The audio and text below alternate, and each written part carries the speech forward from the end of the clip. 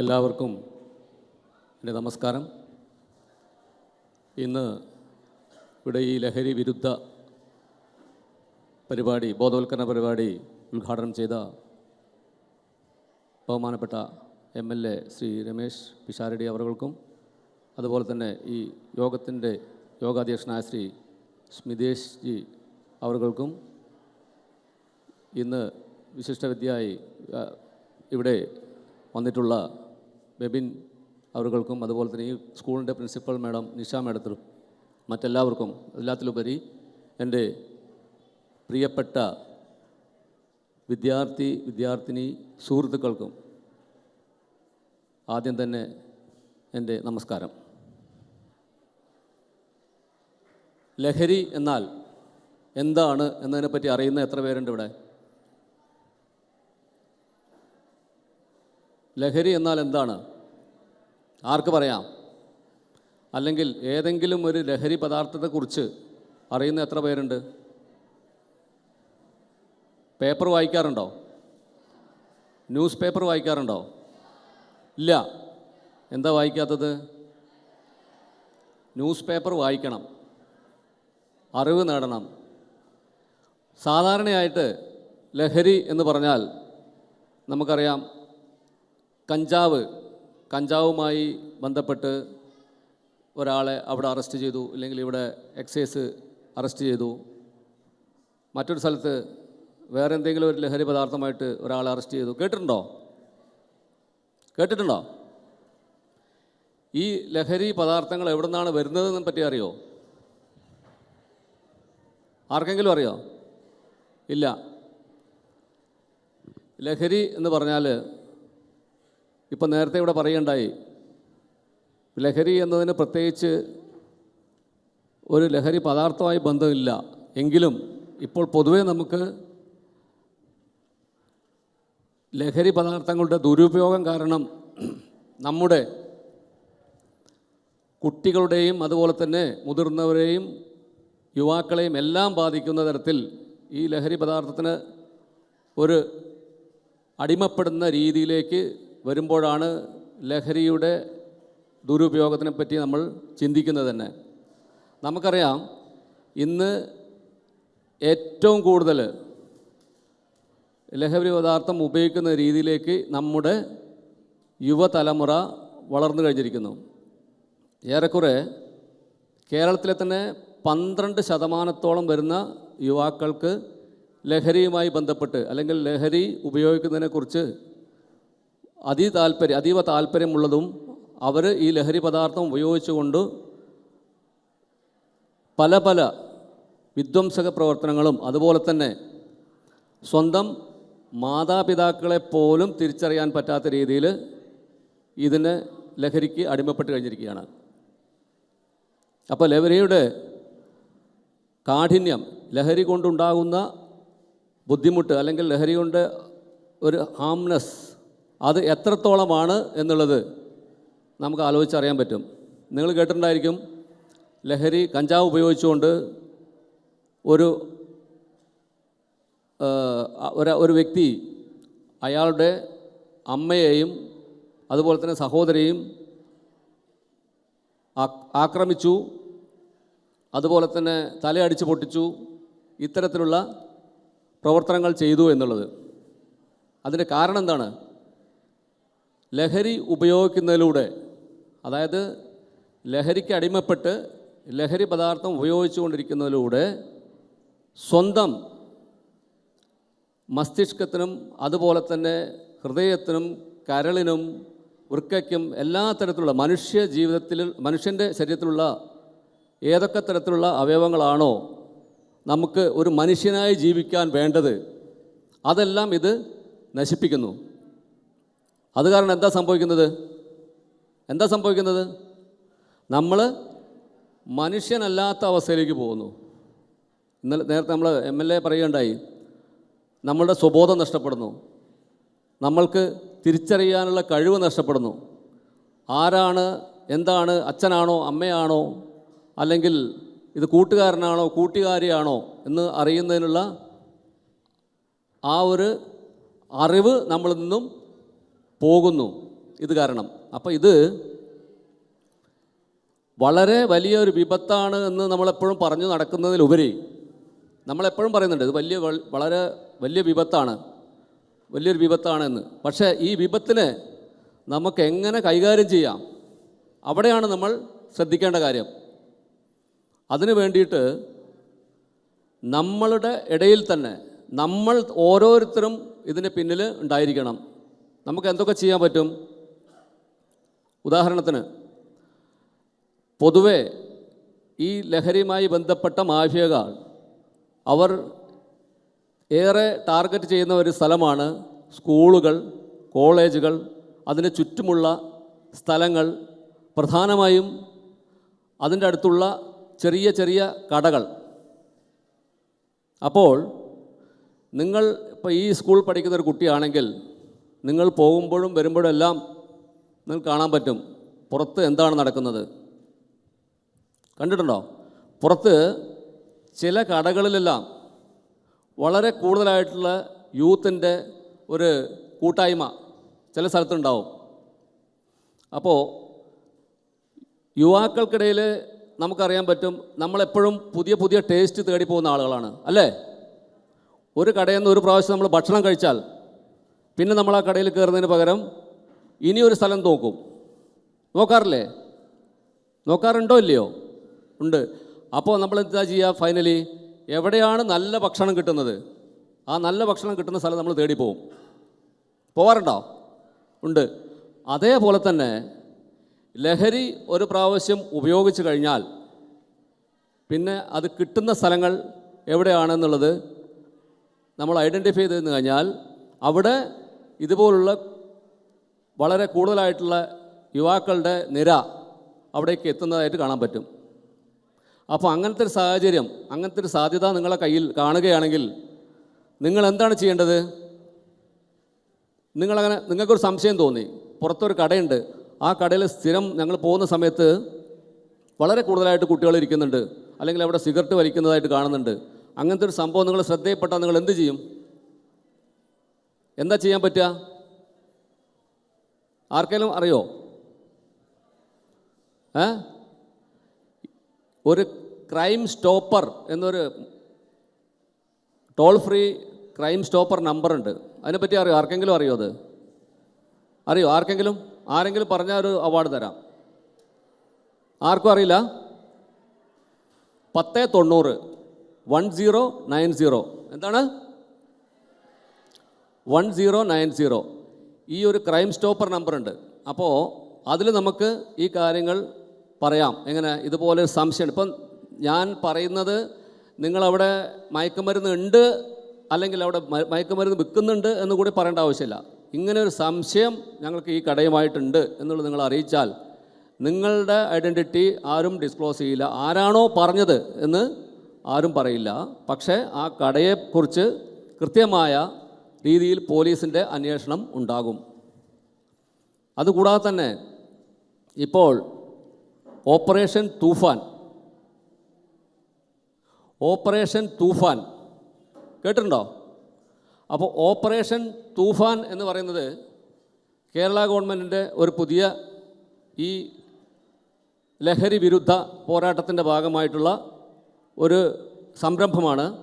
എന്നാൽ ഇതിന് മുന്നേ തന്നെ സെൻട്രൽ ഗവൺമെൻറ് ലഹരി മുക്തി അഭിയാൻ എന്ന പേരിൽ ഇത് ആൾറെഡി രാജ്യമെമ്പാടും നടത്തിക്കൊണ്ടുവരുന്നുണ്ട്. രാജ്യമെമ്പാടും ഈ പരിപാടി ഉണ്ട്. അതിൻ്റെ ഒരു ഭാഗമായിട്ടാണ് കേരളത്തിലും ഇപ്പോൾ ഈ ഓപ്പറേഷൻ തൂഫാൻ എന്ന് പറയുന്ന പദ്ധതി ആവിഷ്കരിച്ചിരിക്കുന്നത്. ഇപ്പം ഞാൻ റെയിൽവേയിലാണ്. റെയിൽവേ എന്ന് പറയുമ്പോൾ നിങ്ങൾക്കറിയാൻ പറ്റും, ട്രെയിനിൽ പോയിട്ടുണ്ടോ? ആരെങ്കിലും ട്രെയിനിൽ പോയിട്ടുണ്ടോ? ആരും പോയിട്ടില്ല? എത്ര പേര് ട്രെയിനിൽ പോയിട്ടുണ്ട്? കാണട്ടെ. ഇത്രയും പേര് പോയിട്ടുണ്ട്. പിന്നെന്താ ആരും ഒന്നും മിണ്ടാത്തത്? ട്രെയിനിൽ പോകുമ്പോൾ നിങ്ങൾക്കറിയാം, ട്രെയിനിൽ പോകുമ്പോൾ എങ്ങനെയായിരിക്കും? നല്ല രസമായിരിക്കും അല്ലേ? ട്രെയിനിൽ പോകുമ്പോൾ നല്ല രസമല്ലേ? എങ്ങനെയാണ് പോകുന്നത്? ഹാപ്പി ആയിട്ട് പോകാം, ഭക്ഷണം കഴിച്ചിരിക്കാം, കളിക്കാം, ഇതൊക്കെ ട്രെയിനിൽ അത്യാവശ്യം വലിയ സൗകര്യമുള്ള സ്ഥലമാണ്. എന്നാൽ നിങ്ങൾക്കറിയോ, ഇത് കേരളത്തിൽ നമ്മളീ ഭാഗത്തും ഒരു വന്ദേ ഭാരത് എക്സ്പ്രസ് പോകുന്നുണ്ട്. അറിയോ നിങ്ങൾക്ക്? അറിയോ? എവിടുന്ന് എവിടേക്കാണ് പോകുന്നത്? ഇവിടെ നമ്മളെ പാലക്കാട്. കണ്ടിട്ടുണ്ടോ ഈ വണ്ടി? ഉണ്ടോ? വലിയ മനോഹരമായ ഫുള്ളായി ഗ്ലാസ്സൊക്കെ ഇട്ട് അതിൻ്റെ ഉള്ളിൽ നിന്ന് നോക്കിയാൽ വെളിയിലൊക്കെ കാണാൻ പറ്റുന്ന രീതിയിലുള്ള വളരെ ഭംഗിയുള്ള ഒരു ട്രെയിനാണ്. അപ്പോൾ ഞാൻ പറയാൻ കാരണം, ഈയിടെയായിട്ട് ഈ അടുത്ത കാലത്ത് ഈ ലഹരി പദാർത്ഥം ഉപയോഗിച്ചുകൊണ്ട് ലഹരി മരുന്ന് അടിമപ്പെട്ട കുറച്ച് കുട്ടികളും മുതിർന്നവരും ഈ വന്ദേ ഭാരതിന് നേരെ കല്ലെറിഞ്ഞു.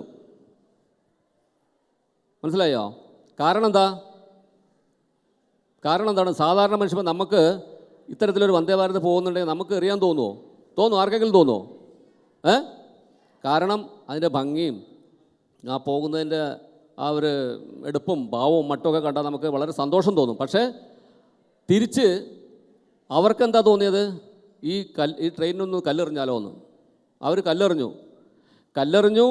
പിന്നെ ആ വന്ദേ ഭാരതിൻ്റെ പ്രത്യേകത എന്ന് വെച്ചാൽ അതിലെല്ലാം ഫുൾ CCTV ഉള്ളതുകൊണ്ട് കല്ലെറിഞ്ഞ ആളുകളെ ഞങ്ങൾ പിടിച്ചു. അപ്പോൾ നമുക്കറിയാൻ കഴിഞ്ഞത് ഇവരും ലഹരി മരുന്നൊക്കെ ഉപയോഗിക്കുന്ന കുട്ടികളുമാണ് എന്നുള്ളതാണ്. അപ്പോൾ നോക്കൂ എത്ര മാത്രം. ഞാൻ ആദ്യമേ പറഞ്ഞു, നമ്മളല്ലാതാകുന്ന രീതിയിൽ നമ്മളുടെ മാനസികാവസ്ഥ മാറുന്നു, നമ്മൾക്ക് സ്വയബോധം നഷ്ടപ്പെടുന്നു, നമ്മൾ എന്ത് ചെയ്യണം എന്ന് അറിവില്ലാതെ ആകുന്നു. ഇതാണ് ഇതിൻ്റെ പിന്നിലുള്ള കാരണം. അപ്പോൾ അതുകൊണ്ട് അത്തരത്തിൽ നമ്മൾ ഒരു കാരണവശാലും നമ്മൾ ആ രീതിയിലുള്ള ഒരു കാര്യത്തെയും പ്രോത്സാഹിപ്പിക്കാതിരിക്കുക. അതേപോലെ തന്നെ അതിൽ നിന്നെല്ലാം വിട്ടുനിൽക്കാൻ ഇപ്പം നിങ്ങളുടെ കൂടെയുള്ള ആളുകളാണെങ്കിലും കൂട്ടുകാരെയും എല്ലാവരെയും അതിനെ പിന്തിരിപ്പിക്കാൻ വേണ്ടി ശ്രമിക്കുക ഉണ്ടെങ്കിൽ. പിന്നെ അതുകൂടാതെ പല സ്ഥലത്തും നമുക്ക് അറിയാം ഇതിനടിമപ്പെട്ട കുറച്ച് കുട്ടികളുണ്ട്. സ്കൂളുകളിലും ഇങ്ങനെ നമുക്ക് കാണാൻ കഴിഞ്ഞിട്ടുണ്ട്. അവിടെ ചെയ്യേണ്ട ഒരു കാര്യം, ഇതിനെല്ലാം പരിഹാര മാർഗങ്ങളുണ്ട്. പക്ഷേ പലരും മുന്നോട്ട് വരുന്നില്ല. കാരണം എന്താ? സ്വന്തം മക്കളെ തന്നെ എൻ്റെ മകൻ അല്ലെങ്കിൽ എൻ്റെ കുട്ടി ഇതിനടിമപ്പെട്ടിരിക്കുകയാണെന്നുള്ള ഒരു ന്യൂസ് പുറത്താകും എന്നുള്ള ഒരു രീതിയിൽ രക്ഷിതാക്കൾ കരുതുന്നു. അതിലേറെ അപകടകരമായൊരു കാര്യമാണ്. അപ്പോൾ അങ്ങനെ ഒരു സംഭവം ഉണ്ടെങ്കിൽ തന്നെ അതിനെ കൃത്യമായി നമ്മൾ കണ്ടുപിടിച്ച് വേണ്ട രീതിയിൽ അതിന് ചികിത്സാ സംവിധാനം ഏർപ്പെടുത്തുക എന്നുള്ളത് വളരെ അഭികാമ്യമായൊരു കാര്യമാണ്. ഇതിൽ നമ്മൾ ചെയ്യേണ്ട കാര്യം, അങ്ങനെ വല്ലതും ഉണ്ടെങ്കിൽ കൃത്യമായിട്ട് അതിന് ഏജൻസികളുണ്ട്, സ്കൂളുകൾക്കൊക്കെ കൃത്യമായിട്ട് അറിയാം. അങ്ങനെ എന്തെങ്കിലും ഉണ്ടെങ്കിൽ തന്നെ വളരെ വേഗത്തിൽ തന്നെ ഈ കാര്യം ഹെൽത്ത് ഡിപ്പാർട്ട്മെൻറ്റിനെ അറിയിക്കുക, ചൈൽഡ് ലൈനെ അറിയിക്കുക. അവരെ മുഖാന്തരം അവരുടെ റീഹാബിലിറ്റേഷൻ അതുപോലെ തന്നെ ട്രീറ്റ്മെൻറ്റിനുള്ള സാധ്യതകൾ നമ്മുടെ പാലക്കാട് ജില്ലയിൽ തന്നെ ഏകദേശം 19ഓളം സെൻറ്ററുകൾ ഇതിനു വേണ്ടി പ്രവർത്തിക്കുന്നുണ്ട്. അപ്പോൾ അതിൽ നിന്നെല്ലാം ഈ ട്രീറ്റ്മെൻറ്റ് സാധ്യമാകുന്നതുകൊണ്ട് ഒരു കാരണവശാലും അതിനെപ്പറ്റി ചിന്തിക്കേണ്ട കാര്യമില്ല. അടുത്തത്, ഇപ്പോൾ നമുക്കറിയാം, ഇതുകൊണ്ട് ആദ്യമായി തന്നെ ഇതിന് എങ്ങനെയാണ് ഇത്തരത്തിലൊരു ലഹരിയിലേക്ക് അടിമപ്പെടാൻ പോകുന്നത് അല്ലെങ്കിൽ ലഹരി ഉപയോഗിക്കാനുള്ള സാധ്യത ഉണ്ടാകുന്നത് ആർക്ക് പറയാം? പണ്ട് നമ്മൾ പറയും, എന്താ പറയുക, ആൺകുട്ടികളാണെങ്കിൽ പറയും സിഗരറ്റ് വലിക്കുന്നത് പൗരുഷത്തിൻ്റെ ലക്ഷണമാണെന്ന് പറയും. മനസ്സിലായോ? അങ്ങനെ സിഗരറ്റ് വലിക്കാൻ ഒരു പ്രാവശ്യം പ്രേരിപ്പിക്കും ഒരാൾ. ആ പ്രേരണ പിന്നീട് വളർന്ന് പോവും. എന്നാൽ സിഗരറ്റ് വലിക്കുന്നതും പൗരുഷത്തിൻ്റെ ഒരു ലക്ഷണമല്ല. അത് മാത്രമല്ല, വളരെ വേഗത്തിൽ വളരെ വ്യത്യസ്തമായ അസുഖങ്ങൾ വന്നു ചേരാനുള്ള ഒരൊറ്റ മാർഗം മാത്രമാണ് പുകവലി. നിങ്ങൾ തിയേറ്ററിൽ പോകാറില്ലേ? സിനിമ കാണാറുണ്ടോ? സിനിമ കാണുമ്പോൾ ആദ്യം എന്താ വരിക?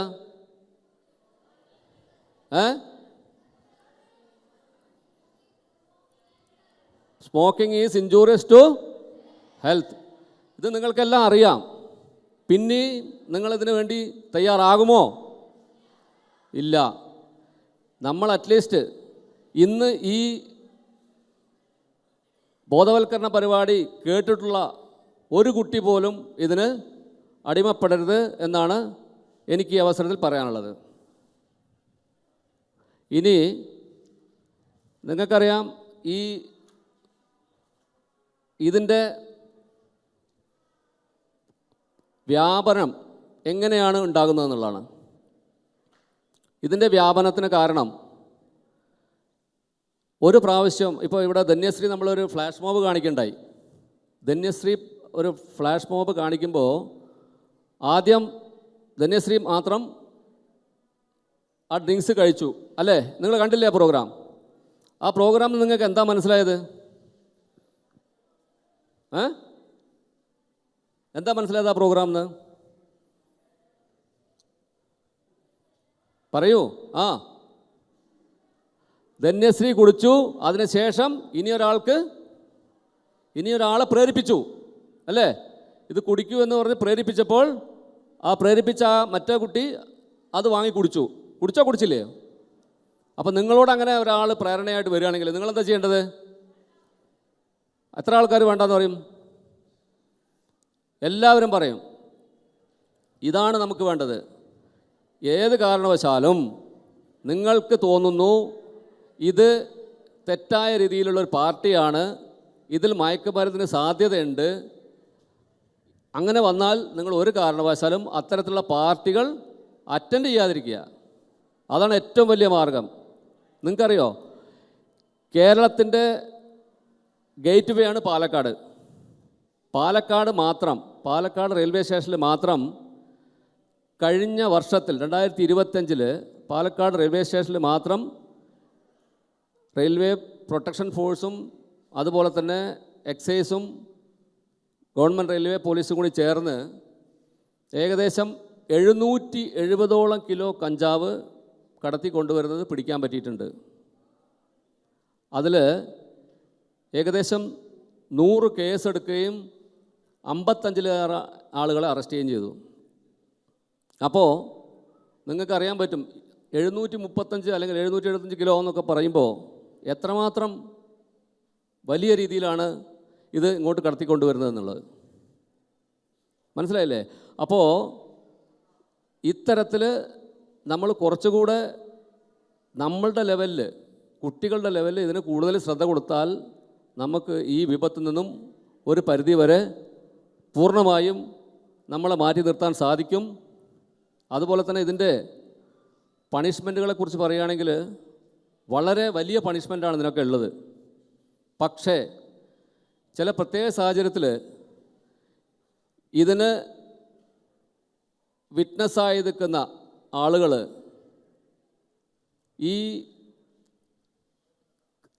അതായത് ഓർഗനൈസ്ഡ് ആയിട്ടുള്ള ഈ ക്രിമിനൽ നെറ്റ്വർക്കിനെ പേടിച്ചുകൊണ്ട് ഇതിന് വിറ്റ്നസ് നൽകാൻ ഒരു പ്രയാസം, വിമുഖത കാണിക്കുന്ന കാരണം കൊണ്ട് പല കേസുകളും അങ്ങനെ ഒഴിവായി പോകുന്നൊരു പ്രവണത കാണുന്നുണ്ട്. അതുകൊണ്ട് തന്നെ ഈ നെറ്റ്വർക്ക് വളരെ കൂടുതൽ വ്യാപകമായിട്ട് ഇത് കടത്തിക്കൊണ്ടുപോകാൻ ശ്രമിക്കുന്നുണ്ട്. അപ്പോൾ നമുക്കിത് ചെയ്യാൻ പറ്റുന്ന കാര്യം ഇത്രയേ ഉള്ളൂ. നമ്മളെ മുന്നിൽ ഇത്തരത്തിലുള്ള എന്തെങ്കിലും കുറ്റകൃത്യങ്ങൾ നിങ്ങൾ കാണുകയാണെങ്കിൽ നിങ്ങൾ കുട്ടികളാണ് എന്നുള്ള ആ ഒരു വിട്ടുകൊണ്ട് നിങ്ങൾക്ക് ഞാൻ പറഞ്ഞ 1090 നമ്പർ, അതുപോലെ തന്നെ ഇനി ഫുള്ളായിട്ടും നാർക്കോ റിലേറ്റഡായിട്ട് കൃത്യമായിട്ട് ഇൻഫർമേഷൻ കൊടുക്കാനുള്ള സെൻട്രലി ഉള്ളൊരു നമ്പറുകളുണ്ട്. അതുപോലെ സ്റ്റേറ്റിൻ്റെ 24 മണിക്കൂറും പ്രവർത്തിക്കുന്ന നമ്പറുകളുണ്ട്. 94 97 92 77 97. അതുപോലെ ഓപ്പറേഷൻ തണ്ടർ ഇതുമായി ബന്ധപ്പെട്ട നമ്പറുണ്ട് 94 47 17 80 00. ഈ നമ്പറുകളൊക്കെ രക്ഷിതാക്കളും എഴുതി വയ്ക്കുന്നത് വളരെ നന്നായിരിക്കും. കാരണം ഈ നാർക്കോ 24/7 എന്ന നമ്പറിൽ 94 97 92 77 97 ഈ നമ്പർ ഇപ്പോൾ നമുക്ക് എന്തെങ്കിലും തരത്തിൽ നാർക്കോ റിലേറ്റഡ് ഇഷ്യൂസ് ഏതെങ്കിലും കുട്ടിക്ക് പ്രകടിപ്പിക്കുന്ന എന്തെങ്കിലും, അത് അങ്ങനെ പ്രകടിപ്പിക്കുക എന്ന് പറഞ്ഞാൽ നമുക്ക് ടീച്ചേഴ്സിനും പ്രത്യേകം ശ്രദ്ധിക്കേണ്ടതായിട്ടുണ്ട്. കാരണം ആക്റ്റീവായിട്ടുള്ളൊരു കുട്ടി, വളരെ ആക്റ്റീവായിട്ടുള്ള കുട്ടി വളരെ മ്ലാനമായിട്ടിരിക്കുക, അല്ലെങ്കിൽ വിമുഖത കാണിക്കുക, എല്ലാ കാര്യത്തിനും പഠനത്തിൽ ശ്രദ്ധിക്കാതിരിക്കുക, ഒന്നത്. രണ്ടാമത്തത്, വളരെ ആവറേജുള്ളൊരു കുട്ടി ഹൈപ്പർ ആക്റ്റീവായിട്ട് പ്രവർത്തിക്കുക. വളരെ ആവറേജാണ് കുട്ടി, പക്ഷേ കുറച്ച് ദിവസങ്ങളായിട്ട് വളരെ ഹൈപ്പർ ആക്റ്റീവായിട്ട് കാണപ്പെടുന്നുണ്ടെങ്കിൽ തീർച്ചയായിട്ടും അത്തരത്തിലുള്ള എന്തെങ്കിലും കാര്യത്തിൽ ഈ കുട്ടി ചെന്ന് എന്നുള്ള കാര്യം അന്വേഷിക്കേണ്ടത് വളരെ അനിവാര്യമാണ്. അത് പ്രത്യേകം ശ്രദ്ധിക്കേണ്ടതാണ്. പിന്നെ ഈ മയക്കുമരുന്നിൻ്റെ ഇതുമായിട്ടുള്ള ബന്ധപ്പെട്ട ഒരു കാര്യം എന്ന് പറഞ്ഞാൽ തീർച്ചയായിട്ടും പോലീസിൻ്റെയോ അല്ലെങ്കിൽ ഗവൺമെൻറ്റിൻ്റെയോ മാത്രം കയ്യിൽ നിൽക്കുന്നൊരു കാര്യമല്ല. ഇതിന് കൃത്യമായിട്ട് നമ്മൾ ഓരോരുത്തരും, മൊത്തം എല്ലാ പൗരന്മാരുടെയും കടമയാണ് എന്നുള്ളത് കണക്കാക്കിക്കൊണ്ട് നമ്മൾ എന്തെങ്കിലും കാര്യമായി ഇതിൻ്റെ പിന്നിൽ പ്രവർത്തിച്ചാൽ മാത്രമേ, അതായത് ഇതിൻ്റെ പിന്നിൽ പ്രവർത്തിക്കുക എന്ന് പറയുമ്പോൾ ഇതിന് കിട്ടുന്ന അറിവുകൾ കൃത്യമായിട്ട് എത്തിക്കേണ്ട സ്ഥലങ്ങളിൽ എത്തിക്കുക. ഇത് വരുന്നത് തടയാൻ അത് ഞങ്ങളെപ്പോലുള്ള ഏജൻസികൾ അറിയുന്നുണ്ട്, അത് വളരെ കാര്യക്ഷമമായിട്ട് നടക്കുന്നുണ്ട്, അത് ചെയ്യുന്നുണ്ട്. പിന്നെ ഈ റീറ്റെയിലായിട്ടുള്ള കടകളും കാര്യങ്ങളൊക്കെ നിങ്ങൾക്കറിയാം, യുവാക്കൾ കൂടുന്ന സ്ഥലങ്ങൾ, അത് പൊതുപ്രവർത്തകരും അച്ഛനമ്മമാരും കുട്ടികളും മറ്റ് ഉദ്യോഗസ്ഥ വൃന്ദങ്ങൾ എല്ലാവരും തന്നെ, സ്റ്റേറ്റ് ആയാലും ശരി, സെൻട്രൽ ആയാലും ശരി, ലോക്കൽ ബോഡി ആയാലും ശരി, കൗൺസിലേഴ്സ്, ഇങ്ങനെയുള്ള ആളുകൾ എല്ലാവരുടെയും ഒരു കൂട്ടായ്മ ഉണ്ടെങ്കിൽ മാത്രമേ ഇത് നമുക്ക് പൂർണ്ണമായും നിർത്തുന്നതിലേക്ക് പോകാൻ പറ്റുള്ളൂ. പൂർണ്ണമായും നിർത്തുക എന്ന് പറയാൻ പറ്റില്ല, എങ്കിലും ഒരു പരിധി വരെ ഇനിയും ഇതിൽ കുട്ടികൾ ഉൾപ്പെടാതിരിക്കുകയും തുടർന്നും ഇതിൻ്റെ പ്രവർത്തനങ്ങൾ ഇതുപോലെ തന്നെ നല്ല രീതിയിൽ നടത്തിക്കൊണ്ടുപോകാനും സാധിക്കുകയുള്ളൂ.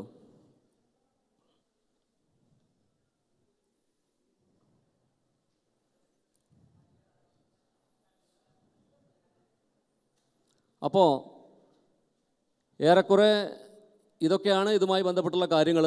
ഇനി നിങ്ങൾക്ക് എന്തെങ്കിലും സംശയങ്ങളുണ്ടെങ്കിൽ ചോദിക്കാം, അതിന് ഞാൻ ഉത്തരം പറഞ്ഞുതരാം. ചോദ്യങ്ങൾ ചോദിക്കാനുള്ള സമയമാണ്, കൂട്ടുകാർക്ക് ചോദിക്കാം.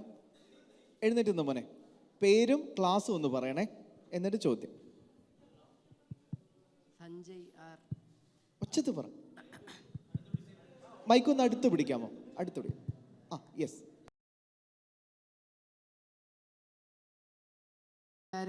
ലഹരി ഉപയോഗിക്കുന്നവർക്ക് എന്തൊക്കെ മാറ്റങ്ങളാണ് കാണാൻ സാധിക്കുന്നത്? ചോദ്യം എന്താണ്? നിയമപ്രകാരമായി ലഹരി ഉപയോഗിക്കുന്നവർക്ക് എന്തൊക്കെ മാറ്റങ്ങളാണ് കാണാൻ സാധിക്കുന്നത്? ലഹരിയുടെ ദുരുപയോഗം, ഇത് ഞാൻ ആദ്യമേ പറഞ്ഞു. ഇതിലുണ്ടാക്കുന്ന മാറ്റം, ഒന്ന്, കുട്ടികൾ സാധാരണയായിട്ടുള്ള ഒരു ആവറേജ് കുട്ടിയാണെങ്കിൽ ചിലപ്പോൾ ഇതിൽ പല ലഹരി പദാർത്ഥങ്ങൾ, ഒന്ന് ഇപ്പോൾ സാധാരണ ലഹരി പദാർത്ഥം കഞ്ചാവ്, അതുപോലത്തെ ഹീറോയിൻ, അതുപോലെ തന്നെ പോപ്പിയം, അതുകൂടാതെ ഒരുപാട് സിന്തറ്റിക് ഡ്രഗ്സുകളുണ്ട്. സിന്തറ്റിക് ഡ്രഗ്സിൽ വരുന്നതാണ് നമ്മളുടെ MDMA, മെത്തഫിറ്റമിൻ, LSD ഇതുപോലുള്ള കാര്യങ്ങളൊക്കെ. അപ്പോൾ ഇതൊക്കെ ഇപ്പോൾ LSD പോലുള്ള സാധനങ്ങളൊക്കെ കഴിക്കുമ്പോൾ, അതുപോലെ ട്രമാഡോള്, ഈ LSD പോലുള്ള കാര്യങ്ങളൊക്കെ കഴിക്കുമ്പോൾ നമ്മൾ ഭാവാത്മകമായിട്ടുള്ളൊരു ലഹരിയാണ് അതിനുള്ളത്. ഭാവാത്മകമായിട്ടുള്ള ലഹരി എന്നാണ് ഹലൂസിനേഷൻ. ഇത് നമ്മൾ നിൽക്കുമ്പോൾ നമ്മൾ പറന്നു പോകണ്ടെന്നൊക്കെ തോന്നും. അപ്പോൾ അങ്ങനത്തെ ലഹരി, ഇത് ഏറ്റവും കൂടുതൽ അപകടകാരിയായ ഒരു ലഹരി പദാർത്ഥമാണ് MDMA പോലുള്ള സാധനങ്ങൾ. അപ്പോൾ ഇതിൽ കാണുന്നത്, ഇപ്പോൾ നമ്മളിവിടെ നിൽക്കുന്നു, ഒരു കുട്ടി ഇവിടെ ഇപ്പോൾ MDMA കഴിച്ചതാണെങ്കിൽ ചിലപ്പോൾ നമുക്ക് തോന്നും ഇവിടുന്ന് പറന്നു പോകാൻ പറ്റുന്നൊക്കെ. അപ്പോൾ അങ്ങനെ പല കുട്ടികൾക്കും അതുപോലുള്ള അപകടങ്ങൾ സംഭവിച്ചിട്ടുണ്ട്. അപ്പോൾ നിന്ന നിൽപ്പിൽ ആ കുട്ടി വിചാരിക്കുന്നു ഞാൻ ഇവിടുന്ന് എനിക്ക് പറക്കാൻ പറ്റുന്നൊക്കെ തോന്നും. കുട്ടി എന്നല്ല, ഇത് ഉപയോഗിച്ച ആൾ. അപ്പോൾ അതുകൊണ്ട് തന്നെ അത് ഉപയോഗിച്ചിട്ട് പലതരത്തിലുള്ള അപകടങ്ങളും സംഭവിച്ചിട്ടുണ്ട്. ഇതാണ് ഏറ്റവും വലിയ പ്രശ്നം ഇതിൽ. അതുകൂടാതെ തന്നെ ഞാൻ പറഞ്ഞു, പിന്നെ ചില കുട്ടികൾ, ആവറേജ് കുട്ടികൾ പെട്ടെന്ന് തന്നെ ഹൈപ്പർ ആക്റ്റീവ് ആവുന്നു. നന്നായി നടക്കുന്ന കുട്ടികൾ വളരെ പെട്ടെന്ന് തന്നെ വളരെ മൂകതയോടുകൂടി പ്രവർത്തിക്കുക, അവർക്ക് പഠനത്തിന് ഇൻട്രസ്റ്റ് ഇല്ലാതിരിക്കുക, അതുപോലെ തന്നെ മറ്റുള്ള കാര്യങ്ങൾക്ക് ഇൻട്രസ്റ്റ് ഇല്ലാതിരിക്കുക, ഇതെല്ലാം വളരെ പെട്ടെന്ന് മനസ്സിലാക്കാൻ പറ്റിയ കാര്യങ്ങളാണ്. അപ്പോൾ ഈ ഒരു മാറ്റം കുട്ടികളിലുണ്ടെങ്കിൽ അത് തീർച്ചയായിട്ടും രക്ഷിതാക്കളും അതുപോലെ തന്നെ നിങ്ങൾ സഹപ്രവർത്തകരും വിദ്യാർത്ഥികളും ഇത് പ്രത്യേകം ശ്രദ്ധിക്കേണ്ടതും, അതിനെപ്പറ്റി എന്തെങ്കിലും അങ്ങനെ സംശയം തോന്നുന്നുണ്ടെങ്കിൽ തീർച്ചയായിട്ടും നിങ്ങളുടെ ടീച്ചേഴ്സിനെയും അതുപോലെ തന്നെ അധ്യാപക വൃന്ദങ്ങളെ അറിയിക്കേണ്ടതാണ്. യെസ്, അടുത്ത ചോദ്യം ആരാ? മോളെ എഴുന്നേറ്റോ. മോളെ പേരും ക്ലാസ്സും അതിനുശേഷം ചോദ്യം. എൻ്റെ പേര് അമൃത കൃഷ്ണ എസ്. ഞാൻ 8th A പഠിക്കുന്നു. നമ്മുടെ ഏതെങ്കിലും ഒരു സുഹൃത്ത് ലഹരി ഉപയോഗിക്കുന്നതായി കണ്ടാൽ ആദ്യം എന്താണ് ചെയ്യേണ്ടത്? നിങ്ങളുടെ ഒരു സുഹൃത്ത് ലഹരി ഉപയോഗിക്കുന്നതായി കണ്ടാൽ നിങ്ങൾ ആദ്യം ചെയ്യുന്ന കാര്യം, ഇയാൾക്ക് എവിടെ നിന്നാണ് ലഹരി കിട്ടുന്നത് എന്നറിയാൻ പറ്റുമെന്ന് ആദ്യം ശ്രമിക്കുക. അത് ആ കാര്യം വളരെ കോൺഫിഡൻഷ്യലായി വയ്ക്കുക. ആരോടും പുറത്ത് പറയേണ്ട ആവശ്യമില്ല. നിങ്ങൾ എവിടെ നിന്നാണ് ഇയാൾക്ക് ലഹരി കിട്ടുന്നത്, സുഹൃത്താകുമല്ലോ, അപ്പോൾ ചോദിക്കാമല്ലോ. അപ്പോൾ ചോദിച്ച് മനസ്സിലാക്കി ഈ കാര്യങ്ങളൊക്കെ മനസ്സിലാക്കിയതിന് ശേഷം കൃത്യമായി നിങ്ങൾ അവരുടെ രക്ഷിതാക്കളുമായിട്ട് നിങ്ങൾ നല്ല ബന്ധമുണ്ടെങ്കിൽ രക്ഷിതാക്കളോട് പറയാം. അതല്ലെങ്കിൽ കൃത്യമായി നിങ്ങളുടെ ക്ലാസ് ടീച്ചേഴ്സിൻ്റെ അടുത്ത് വിവരം പറയാം. അപ്പോൾ ഇതിൽ അടിമപ്പെട്ടിരിക്കുന്ന കുട്ടിയാണ്, അല്ലെങ്കിൽ ആ രീതിയിൽ കൃത്യമായിട്ട് റെഗുലറായിട്ട് ഇത് ഉപയോഗിക്കുന്നതാണ് എങ്കിൽ അതിനുള്ള ട്രീറ്റ്മെൻറ്റുകൾ നമ്മളുടെ നിലവിലിപ്പോൾ ഗവൺമെൻറ് ഹോസ്പിറ്റലുണ്ട്. ഞാൻ പറഞ്ഞു ഏകദേശം 19ഓളം സെൻറ്ററുകളുണ്ട്. അത് ചെയർപേഴ്സണൊക്കെ അറിയാൻ പറ്റുന്നുണ്ടായിരിക്കും. ഏകദേശം 19 സെൻറ്ററുകളും ഉണ്ട് ഇവിടെ പാലക്കാട്. അപ്പോൾ അത് നമുക്ക് സാധ്യമാകും. അതിനു വേണ്ടി ചെയ്യാം കാര്യങ്ങൾ. നിങ്ങൾ ചെയ്യേണ്ടത് ആദ്യം ഞാൻ പറഞ്ഞു ഇവിടെ നിന്നാണ് ഈ ലഹരി കിട്ടിയതെന്ന് അറിഞ്ഞതിന് ശേഷം ആ കാര്യം കൂടിയും ഈ ടീച്ചറുടെ അടുത്തോ, അതല്ലെങ്കിൽ ഞാൻ പറഞ്ഞ നമ്പർ ഒന്നുകൂടിയും പറയാം, 94 97 92 77 97. ഈ നമ്പറിൽ ഇത് 24/7 നാർക്കോ റിലേറ്റഡ് മാത്രം ഇൻഫർമേഷൻസ് കളക്ട് ചെയ്യാൻ വേണ്ടിയിട്ട് ഗവൺമെൻറ് നമ്പറാണ്. ഇതിൽ നിങ്ങൾക്ക് ഈ വിവരം പറയാം. നിങ്ങൾ പറയുന്ന വിവരം തീർച്ചയായിട്ടും കോൺഫിഡൻഷ്യലായിട്ട് വയ്ക്കും. യെസ്, അടുത്ത ചോദ്യം. മോനെ ഒരു മിനിറ്റ്, പേരും ക്ലാസ്സും. എൻ്റെ പേര് ബദ്രിനാഥ് പി, 9B പഠിക്കുന്നു.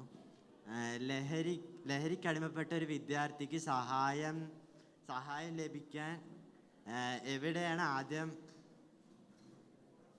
സമീപിക്കേണ്ടത്? ഞാൻ വീണ്ടും പറയുകയാണ്, ലഹരിക്ക് അടിമപ്പെട്ട ഒരു വിദ്യാർത്ഥി അല്ലെങ്കിൽ ഏതൊരു വ്യക്തിക്കും സഹായം എന്നുള്ളത് ആദ്യം തന്നെ നമ്മളുടെ സമൂഹമാണ് സഹായത്തിനായിട്ട് വരേണ്ടത്. ആ സമൂഹം ചെയ്യുന്ന സഹായങ്ങൾ എന്തൊക്കെയായിരിക്കണം? അദ്ദേഹത്തിന്, ആ വ്യക്തിയെ ഉടൻ തന്നെ നല്ല ലഹരി അഡിക്ഷനുമായി ബന്ധപ്പെട്ടുള്ള ഒരുപാട് സെൻറ്ററുകളുണ്ട്, ഡി അഡിക്ഷൻ സെൻറ്ററുകൾ. ഈ ഡി അഡിക്ഷൻ സെൻറ്ററിൽ കൊണ്ടുപോകുന്നതിന് വേണ്ടി ഇപ്പോൾ നിങ്ങളുടെ സ്കൂളുകളിലാണെങ്കിൽ തീർച്ചയായിട്ടും ടീച്ചേഴ്സിനെ സമീപിച്ച് ഈ കാര്യം വ്യക്തമായിട്ട് പറയണം. ഇങ്ങനെ സംഭവമുണ്ട്, ഈ കുട്ടിയാണ് അല്ലെങ്കിൽ എൻ്റെ ഫ്രണ്ട് ഇന്നയാൾ ഇതുപോലുള്ള കാര്യങ്ങളിൽ സംശയം തോന്നുന്നുണ്ടെന്ന് പറഞ്ഞാൽ നിങ്ങൾക്ക് അതിനെപ്പറ്റി ടീച്ചറോട് പറഞ്ഞാൽ ടീച്ചർ അതിന് വേണ്ടുള്ള നടപടി സ്വീകരിക്കും. അപ്പോൾ അത് കൃത്യമായിട്ട് എത്തേണ്ട സ്ഥലത്തെത്തും. അയാൾക്ക് ഡി അഡിക്ഷൻ സെൻറ്ററിൽ പോകാനും ട്രീറ്റ്മെൻറ്റ് നടത്താനുള്ള സാഹചര്യം ഒരുക്കി കൊടുക്കാൻ പറ്റും. നമ്മൾ സമയം കുറവുള്ളതുകൊണ്ട് ലാസ്റ്റ് ക്വസ്റ്റ്യൻ ആണ് മോളെ, പേര് ക്ലാസ്. ഒരു മിനിറ്റ്, ഒന്നുകൂടി നോക്കാമോ മൈക്ക്? യെസ്. ഞാൻ സാന്ദ്ര, 9th A പഠിക്കുന്നു. ലഹരി വിൽപ്പനക്കാരുടെയും അത് വാങ്ങുന്നവരുടെയും ശിക്ഷ നിലവിൽ ചെറുതാണല്ലോ, അത് കുറച്ചുകൂടെ കഠിനമാക്കി കഴിഞ്ഞാൽ അതിൻ്റെ ഉപയോഗം പരമാവധി കുറയ്ക്കാൻ പറ്റില്ലേ? തീർച്ചയായിട്ടും നല്ലൊരു ക്വസ്റ്റ്യനാണ്. ലഹരി വിൽക്കുന്നവരുടെയും അതുപോലെ തന്നെ ഇത് ഉപയോഗിക്കുന്നവർക്കും ശിക്ഷയുണ്ട്. പക്ഷേ ഞാനിതിൻ്റെ ഒരു കാര്യം ഇതിലിടയ്ക്ക് പറയുകയുണ്ടായി. ലഹരി ഇതിനെല്ലാം ക്ലാസിഫൈ ചെയ്തിട്ടുണ്ട്. ചെറിയ തോതിൽ ലഹരി കടത്ത് നടന്നവർക്ക് ശിക്ഷ എന്ത് തന്നെയായാലും 1 വർഷത്തിൽ കുറയാത്ത ശിക്ഷയുണ്ട്. അതുകൂടാതെ കൊമേഴ്ഷ്യൽ ക്വാണ്ടിറ്റി എന്ന് പറയുമ്പോൾ ഓരോന്നിനും ഓരോ ഇതുണ്ട്. ഇപ്പോൾ കഞ്ചാവാണെങ്കിൽ 20 കിലോ പ്ലസ് ഉണ്ടെങ്കിൽ അത് കൊമേഴ്ഷ്യൽ ക്വാണ്ടിറ്റിയാണ്. അതിന് 10 മുതൽ 20 വരെ വർഷം തടവ് ശിക്ഷ ലഭിക്കാവുന്ന കുറ്റമാണത്.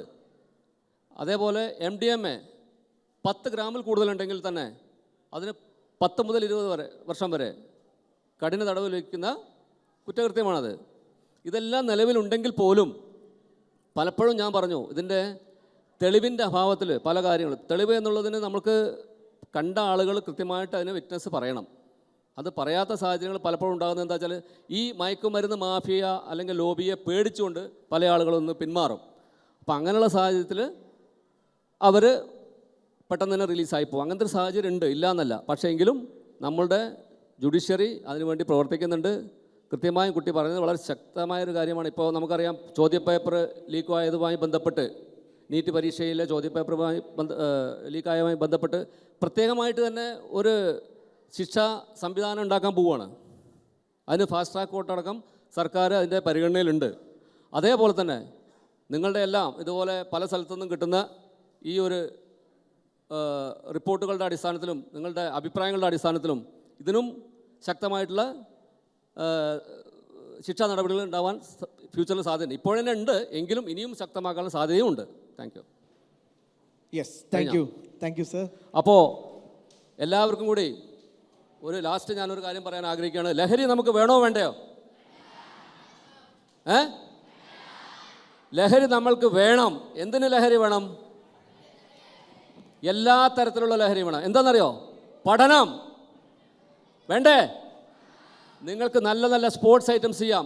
സ്വിമ്മിങ്, സൈക്ലിംഗ്, എഴുത്ത്, വായന, പാട്ട്, ഇങ്ങനെ ഇത്തരത്തിലുള്ള എല്ലാ ലഹരിയും നമുക്ക് വേണം. പക്ഷേ മറ്റുള്ള രീതിയിലുള്ള ഒരു ലഹരി നമുക്ക് വേണ്ട. സേ നോ ലഹരി. Okay, no drugs. Thank you. Thank you sir.